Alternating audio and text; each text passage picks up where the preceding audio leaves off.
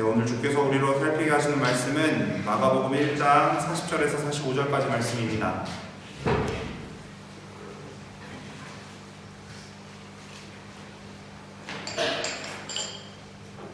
마가복음 1장 40절에서 45절까지 말씀을 다 찾으신 줄 알고 제가 지금 봉독하겠습니다. 이제 주의 말씀을 들으시기 바랍니다. 한 나병 환자가 예수께 와서 꿇어 엎드려 간구하여 이르되 원하시면 저를 깨끗하게 하실 수 있나이다. 예수께서 불쌍히 여기사 손을 내밀어 그에게 대시며 이르시되 내가 원하노니 깨끗함을 받으라 하시니 곧 나병이 그 사람에게서 떠나가고 깨끗하여진지라. 곧 보내시며 엄히 경고하사 이르시되 삼가 아무에게 아무 말도 하지 말고 가서 너의 몸을 제사장에게 보이고 네가 깨끗하게 되었으니 모세가 명한 것을 드려 그들에게 입증하라 하셨더라. 그러나 그 사람이 나가서 이 일을 많이 전파하여 널리 퍼지게 하니 그러므로 예수께서 다시는 드러나게 동네에 들어가지 못하시고 오직 바깥 한적한 곳에 계셨으나 사방에서 사람들이 그에게로 나아오더라. 아멘. 하나님의 말씀입니다. 이제 우리 모두에게 복된 주의 말씀을 전하겠습니다. 오늘도 주께서 우리에게 주신 이 말씀을 통해서 우리를 배에 불리시기에 그 가운데 참된 만족을 누리는 저와 여러분 모두 되기를 바랍니다. 오늘로 우리는 마가가 우리에게 전하여 기록해주는 복음서의 첫 장을 마무리하게 됩니다. 예수 그리스도의 가르치심, 그 권위라는 제목으로 두 번째 시간이자 마지막 시간을 오늘과 같이 가지면서 말입니다. 지난주일에도 말씀드렸습니다만 오늘까지 두 주에 걸쳐서 다루는 마가복음 1장의 후반부는 예수 그리스도와 그의 가르치심에 있던 권위를 증거하여 보여주는 예수님의 행적을 다룬다고 하였습니다. 권위를 행적으로 증거하시는 예수님이신 거죠. 그래서 이 두 주간의 말씀을 통해서 한편으로는 마가복음 첫 장의 마침표를 찍을 수도 있고 아울러서 이제 한동안 우리가 보게 되는 마가복음 전체를 읽어가는 과정 가운데 우리에게 꼭 필요하다고 여겨지는 안경을 얻는 시간이 될 거라고도 말씀드렸습니다. 앞선 내용을 간략하게 다시금 기억해보자면 예수님께서는 세례요한의 세례를 받으시고 광야에 가셔서 40일 시험을 받으십니다. 그 모습을 통해서 우리에게 무엇을 알려주신다고 말씀드렸냐면 예수님께서는 참 하나님이시고 참 사람이시라는 사실을 세례 받으시고 시험 받으시는 일로 알려주셨던 거였어요. 그리고 그 예수님께서는 세례 요한이 잡혔다는 소식과 함께 본격적으로 갈릴리 사람들 앞에 나서셔서 하나님의 복음을 선포하기 시작하셨습니다. 그 선포의 내용이 무엇이었나요? 때가 찼고 하나님의 나라가 가까이 왔다 라고 하셨죠. 그러고 회개하고 복음을 믿으라 라고도 하셨습니다. 그런 와중에 갈릴리 해변에서 4명의 사람, 베드로, 안드레 형제와 야고보와 요한 형제를 만나서 그들을 제자로 부르십니다. 참 하나님이시면서 참 사람이 되신, 그래서 우리 가운데 서신 예수 그리스도께서는 이렇게 하나님의 복음을 전파하시면서 선포하시면서 사람들을 부르시는 일을 우리에게 보여주셨죠. 그리고 그렇게 자기가 내어놓으시는 가르치심의 권위가 있다는 걸 보여주셨습니다. 한편으로는 가르치시는 내용과 가르치시는 모습 자체에 자기 스스로에게 있는 신적인 권위를 담아서 보여주셨습니다. 그래서 안식일에 회당에서 예수님의 가르치심을 직접 들은 자들은 우선 그 가르치시는 내용, 다른 말로 뭐라고 되어 있냐면 교훈이라고 되어 있는데 그 교훈에 놀라는 반응을 보입니다. 더불어서 그 가르치시는 모습이 회당에서 기존에 자신들을 가르치고 있던 서기관들과 다르다는 것 역시 감지하였습니다. 헌데 예수님께서는 이 정도에 머물지 않으셨죠. 자기와 자기 가르치심에 있는 권위를 증거하시려고 예수님께서 자기가 가르치시던 하나님의 나라가 실제로 임하는 걸 보여주십니다. 그리고 그 일에 이어서 새벽 한적한 곳에 가셔서 기도하심으로써 자기와 자기의 가르치심에 있는 권위가 과연 신적인 권위라는 걸, 삼위일체 하나님에게 있는 바로 그 권위라는 걸 보여주셨습니다. 그리고 그러한 권위에 근거하여 예수님께서는 자기가 이 땅에 오신 목적을 놓치지 않으시고 그 목적에 자기의 인생 여정을 맞추십니다. 그렇게 지난주의 말씀이 그렇게 자기 인생을 하나님의 뜻에 맞춘 예수님의 말씀, 그리고 그 말씀대로의 자태를 확인할 수 있는 구절로 끝이 났습니다. 여러분 함께 38절에 39절을 읽어보겠습니다. 이르시되 시작. 이르시되 우리가 다른 가까운 마을들로도 가자. 거기서도 전도하리니 내가 이를 위하여 왔노라 하시고 이에 온 갈릴리에 다니시며 그들의 여러 회당에서 전도하시고 또 귀신들을 내쫓으시더라. 여러분 여기에 이어서 이 즈음에 이어서 오늘 본문은 40절처럼 시작합니다. 함께 40절을 읽어보겠습니다. 한 나병 환자가 시작. 한 나병 환자가 예수께 와서 꿇어 엎드려 간구하여 이르되 원하시면 저를 깨끗하게 하실 수 있나이다. 여러분 중에 누군가 이 구절을 보시면서 이런 생각 드시는 분 계실 겁니다. 아니 병을 고치는 건 앞서서 베드로의 장모가 앓고 있던 열병을 고치시는 일도 있었고 또 각종 병이든 많은 사람을 고치셨다라는 앞선 말로 이미 충분한 것 아닌가라는 생각 말입니다. 과연 그런 생각이 지당한 생각인지 또 합니다. 각종 병이라는 표현에다가 오늘 본문에 등장하는 환자가 앓고 있었다던 나병을 만약 포함시켜서 생각한다면 말입니다. 그렇다면 이게 지금 약간 굳이 이걸 또 이 사건을 얘기할 필요가 있을까 싶은 부분이라고 여러분이 생각하실 수도 있단 말이에요. 헌데 이 와중에 마가가 오늘 본문의 나병 환자를 유독 별도의 사건으로 다뤘다는 건 나병이라는 질병이 그저 단순히 베드로의 장모가 앓았다던 열병과 같이 각종의 질병 중 하나라고만 여길 수 없다라는 의미가 이미 넌지시 암시되어 있는 겁니다. 그러니까 그저 그렇게 여러 병 중에 하나로만 여길 수 없는 어떤 독특한 의미가 이 나병에는 담겨 있다는 걸 오늘 본문은 다뤄지는 것 자체로 이미 우리에게 알려준다는 겁니다. 그럼 여기서 잠깐 여러분들과 제가 이 병에 좀 주목을 해보겠습니다. 여러분 나병에 대해서 여러분들이 아시는 내용이 어떤 게 있으실까요? 일단 이 나병은 성경 예전 번역으로는 문둥병이라고 되어 있었습니다. 그런데 그 명칭이 사실 그 병에 걸려있던 사람들이 보이던 어떤 처참한 모습을 다소 우스꽝스럽게 비웃던 문둥이라는 호칭으로부터 나온 병명이었어요. 그래서 최근에는 지금처럼 한자어로 나병이라고 바꿨죠. 그리고 이 나병이라는 한자어는 사실은 새로 만들어진 말이 아니라 고대로부터 한자 문화권에서는 어떤 이유에서는 신체가 크게 훼손되어 버리는 병을 통틀어서 가리키던 말이었습니다. 그렇기에 나병이라는 이 단어가 사실은 오늘 이 본문에 쓰이기에 문둥병이라는 병명보다 훨씬 더 적합합니다.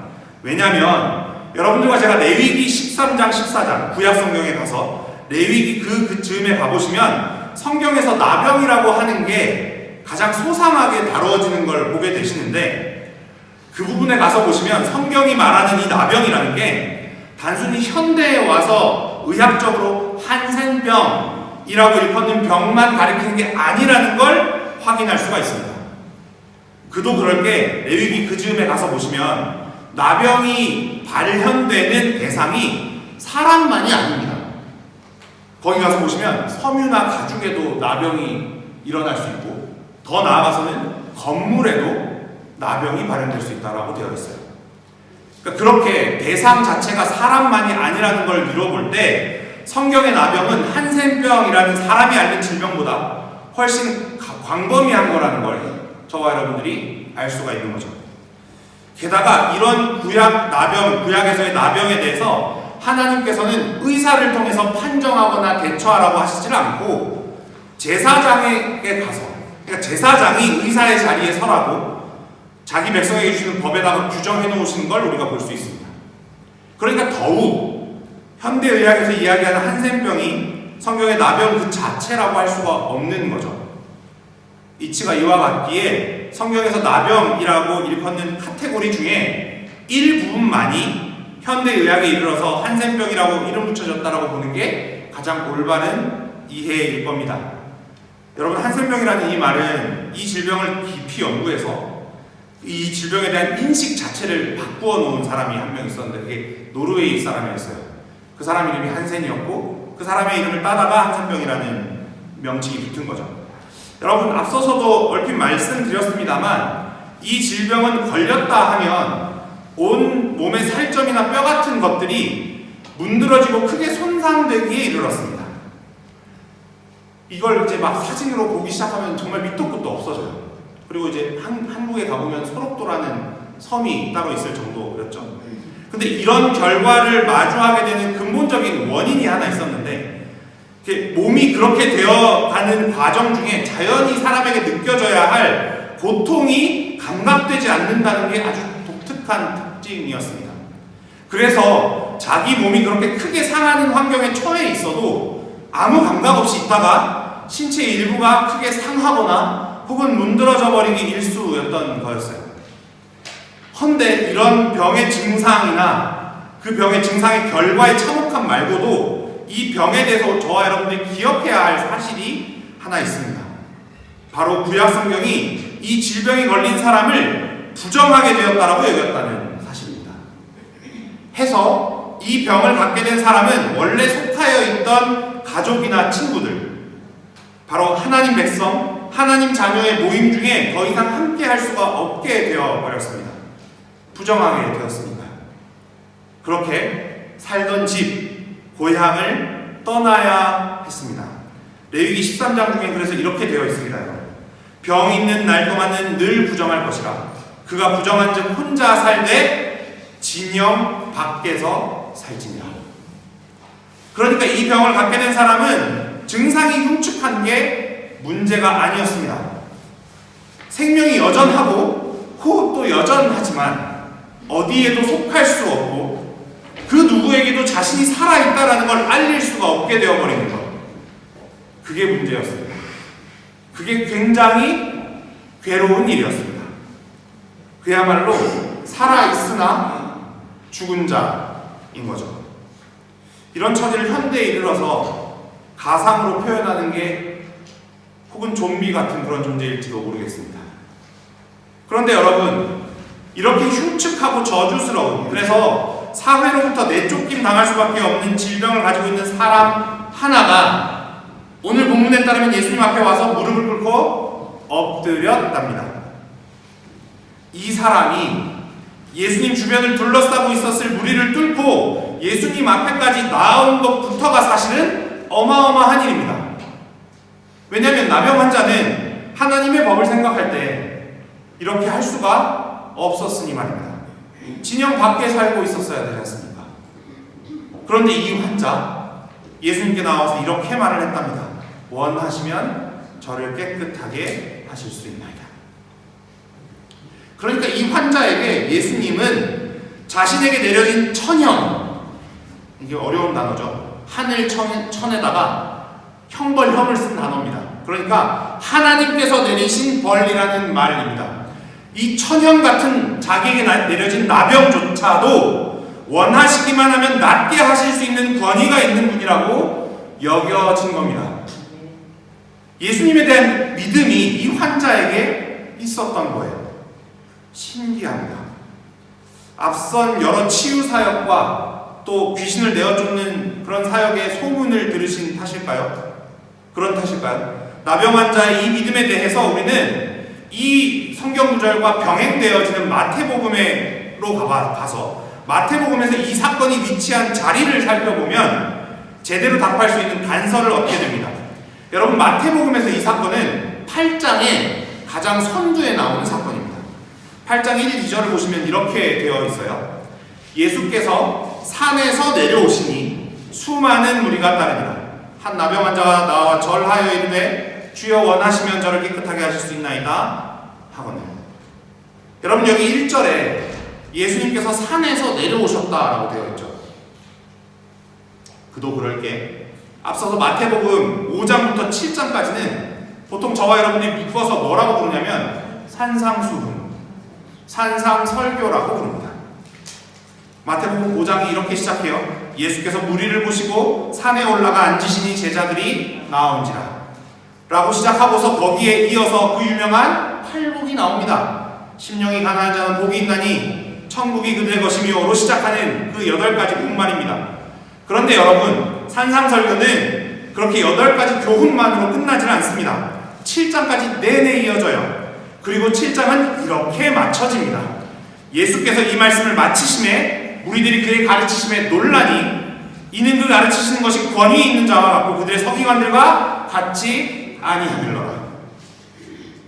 제가 지금 말씀드린 7장의 마지막 2구절 어디서 많이 보신 것 같지 않으십니까? 네, 저희가 마가복음 1장에서 지나온 1장 21에서 22절에 안식일에 가버나움의 회당에서 가르치셨을 때 회중들의 반응과 동일한 반응입니다. 제가 회당에서 가르치셨을 내용에 대해서 지난주에 간단하게만 말씀을 드렸는데 그 내용을 상세하게 그러니까 보고 싶으시다면 마태복음 5장에서 7장을 읽으시면 될 일입니다. 그리고 이 산상설교의 의미에 대해서 간단하게 말씀드려보자면 여러분, 구약에서 모세가 시내산에 올라가서 또 사투리를 했네요. 시내산에 올라가서 하나님의 법을 받아다가 내려온 일 여러분들 아시죠? 시내산에 올라가서 십계명을 받아 내려온 일 말입니다.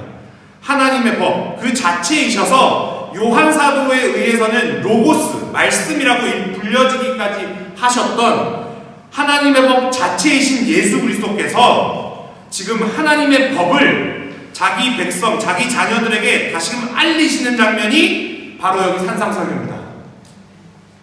그러니까 구약의 그 일, 시내산에서 십계명을 받는 그 일은 오늘 이 지점을 가리키고 있는 부분인 겁니다. 그리고 우리는 마태복음을 따라서 오늘 보면 첫 구절인 오늘 마가복음의 첫 구절인 40절보다 앞에다가 이 산상설교를 둘 수가 있는 겁니다. 그래서 오늘 본문의 나병 환자는 그 산상설교를 들은 자라고 여길 수 있는 겁니다. 그리고 바로 그 들으니 나병 환자의 믿음을 설명해줄 단초가 됩니다. 믿음은 들음에서 나며 들음은 그리스도의 말씀으로 말미암느니라 라는 로마서의 말씀대로 말이죠. 여러분, 산상설교를 들으며 이 환자에게 일으켜졌을 믿음을 한번 생각해 봅시다. 한 요소는 예수 그리스도께서 제시해 주시는 하나님의 법 앞에 자기가 가망이 없다라는 걸 인정하는 회개가 거기 들어있었을 겁니다. 다른 하나는요, 그렇게 회개하는 자에게 내어주시는 새로운 살 길을 향한 전적인 신뢰가 또 하나의 요소였을 겁니다. 내가 곧 길이요 진리요 생명이니라 말씀하시는 새로운 살 길이신 예수 그리스도.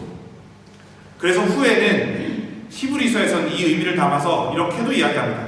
그 길은 우리를 위하여 휘장 가운데로 열어놓으신 새로운 살 길이요 휘장은 그의 육체니라 라고 기록되어 있는 바로 그 길, 예수 그리스도를 향한 전적인 신뢰의 말입니다. 이게 원하시면 저를 깨끗하게 하실 수 있나이다라는 나병 환자의 말 안에 담겨있는 믿음이었습니다. 그리고 이렇게 자기 앞에 믿음을 가지고 나오는 나병 환자를 보시고 예수님께서는 오늘 보면 41절에 보시면 가장 먼저 불쌍히 여기셨다고 합니다. 당대에 기록된 그리스도의 의미를 따라서 제가 좀 직역해보자면 분하게 여기셨다라는 거예요. 여러분, 뭘 분하게 여기셨다는 걸까요? 하나님의 형상대로 창조된 인간이 죄를 범한 이래로 그 죄가 가져온 결과의 일환으로 고통받고 신음하고 있는 처참한 처지를 예수님이 지금 분하게 여기셨다라는 말입니다. 아울러 이 단어는 어원적으로 창자가 끊어지는 아픔을 담고 있습니다. 이 정도를 생각해 보노라면 예수 그리스도께서 가지셨을 그 통분한 마음을 어림짐작해 보기도 좀 곤란하다 여겨집니다. 그런데 여러분, 그 마음을 가득 담아서 예수님께서는 손을 내밀어 그 나병 환자에게 대십니다. 여러분, 이 행동이 정말 중요합니다. 너무너무 중요해서 마태와 누가도 동일하게 기록해 두었습니다. 이 행동이 왜 중요한지 말씀드려볼게요, 여러분.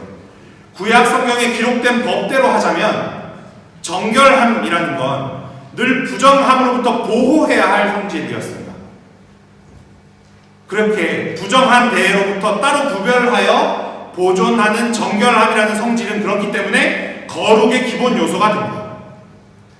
그도 그렇게 거룩이라는 건 구별됨이 그 기본 성질이었으니까 말이에요. 그래서 정결한 어떤 것이 도처에 깔려있던 부정한 것들과 접촉하는 순간 더 이상 거기에 정결함이 없게 되어버렸습니다. 그러니까 정결함이라는 건 늘 부정한 것들을 피해 다니면서 스스로의 정결함을 지키는데 급급해야 하는 상황, 성질의 것이었습니다. 그런데 정결하신, 티 없으신 예수 그리스도께서 지금 부정한 나병 환자에게 손을 대시는 겁니다. 그렇게 손을 대시면서 뭐라고 말씀하십니까? 내가 원하노니 깨끗함을 받으라 하십니다. 내가 원하노니, 그야말로 기꺼이 손을 대시는 겁니다. 그런데 구약의 법대로라면 예수님이 더러워지셔야 맞는 겁니다. 그런데 그 일의 결과, 이 일의 결과가 어떻게 되었다고 되어 있습니까? 함께 읽어보시죠. 42절의 끄트머리입니다. 곧 나병이, 시작. 곧 나병이 그 사람에게서 떠나가고 깨끗하여진지라. 참 하나님이시면서 참 사람이신 예수님은 죄인에게 죄의 결과로 내려진 하나님의 저주, 그 부정함을 걷어내실 수 있는 분이셨던 겁니다. 그렇게 예수 그리스도께서는 구약 가운데 주어진 하나님의 법을 지켜내는 방식으로는 도저히 하나님의 자녀, 하나님의 백성이 될 가망이 없는 나병 환자, 그리고 저와 여러분 같은 사람에게서 죄는 취하여 가십니다. 그리고 반대로 자기에게 있는 의와 거룩함을 건네어 주십니다. 하나님의 법 자체로는 도저히 일어날 수 없는 일. 어떤 일이요? 죄인의 하나님 자녀 되는 일. 그 일을 예수 그리스도로 말미암아 하나님께서는 친히 이루십니다.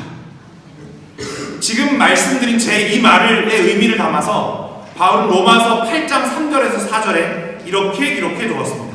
여러분 함께 읽어볼까요? 율법이, 시작. 율법이 육신으로 말미암아 연약하여 할 수 없는 그것을 하나님은 하시다니 곧 죄로 말미암아 자기 아들을 죄 있는 육신의 모양으로 보내어 육신의 죄를 정하사 육신을 따르지 않고 그 영을 따라 행하는 우리에게 율법의 요구가 이루어지게 하려 하십니다.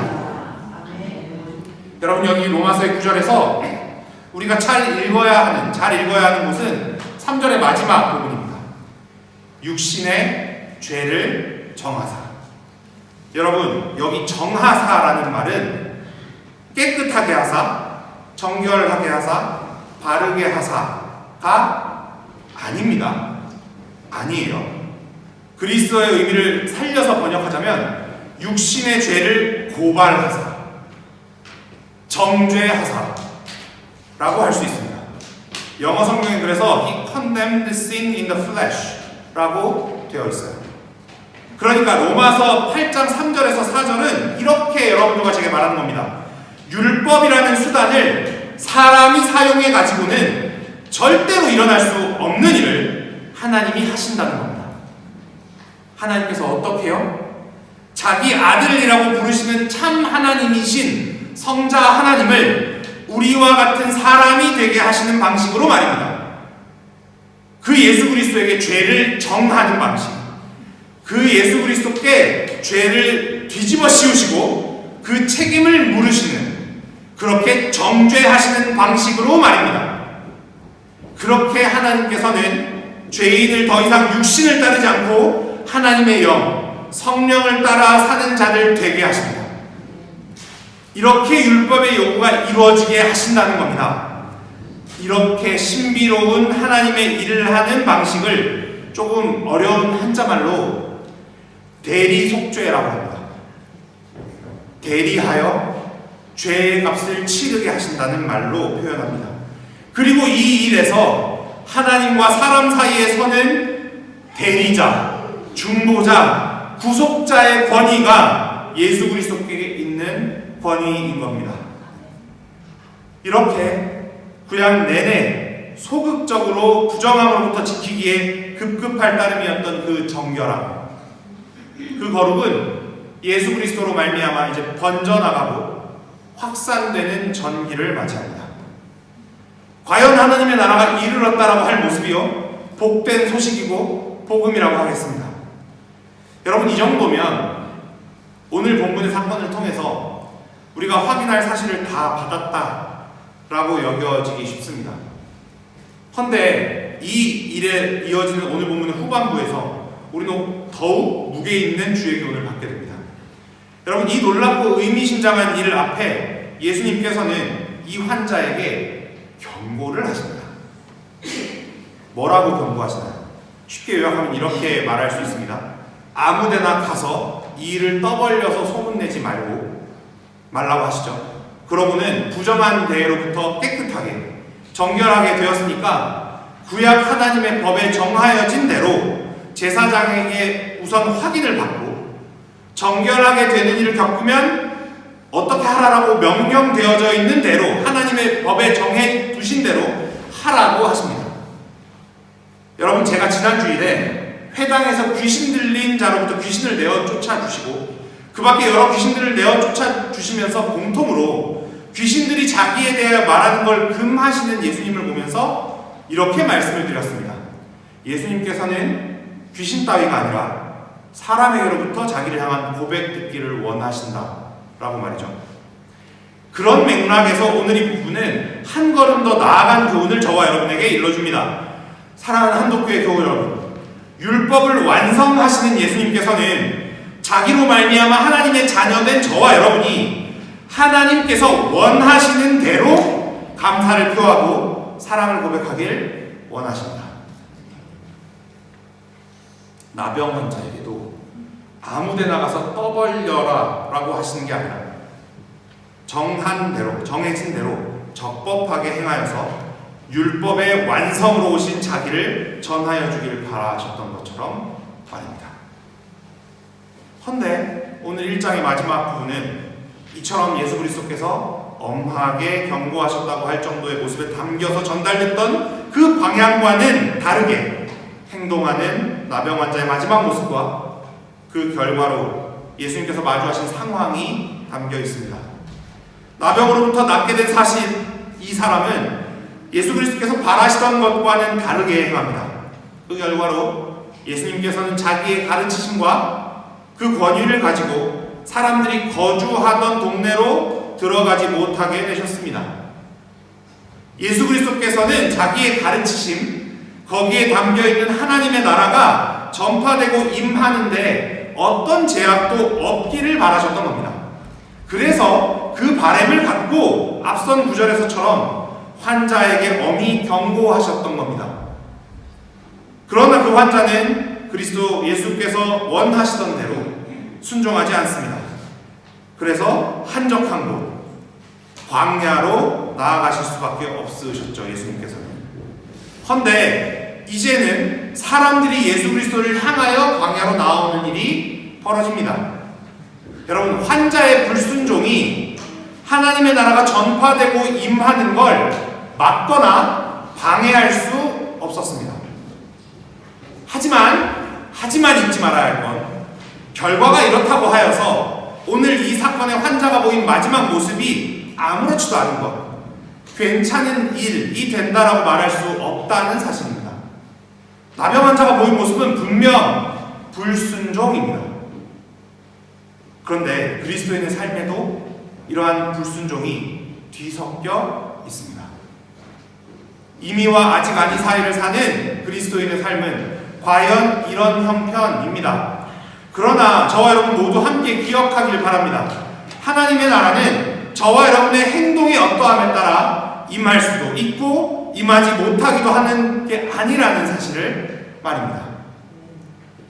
이 크고 놀라우며 은혜로우신 사실 앞에 하나님의 법을 완성하시는 분으로 오신 예수 그리스도를 우리가 날마다 더 사랑하길 소망합니다. 그래서 우리를 대신하여 죄값을 치르시고 자기의 의와 거룩을 건네어 주신 그리스도의 공로로 말미암아 그를 믿는 믿음 안에서 하나님의 자녀되는 은혜 가운데 합당한 기쁨과 감사로 사는 인생 경험하는 저와 여러분 되기를 소망합니다. 기도하시겠습니다.